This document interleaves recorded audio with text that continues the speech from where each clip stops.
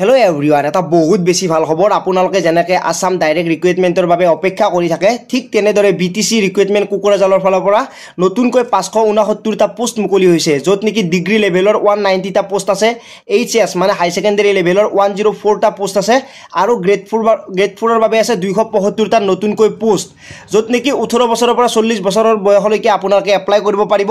আৰু ইয়াতে application fees লাগিব 350 টকা, OBC জেনেৰেলৰ বাবে আৰু SC STৰ বাবে 250 টকা আপোনালোকে ইয়াতে এপ্লিকেশ্যন ফিজ দিব লাগিব। ইতিমধ্যে এপ্লাই আৰম্ভ হৈ গৈছে 7 এপ্ৰিলৰ পৰা, আৰু 21 এপ্ৰিল হৈছে লাষ্ট ডেট। এইখিনি হ'ল ইম্পৰ্টেণ্ট আপডেট।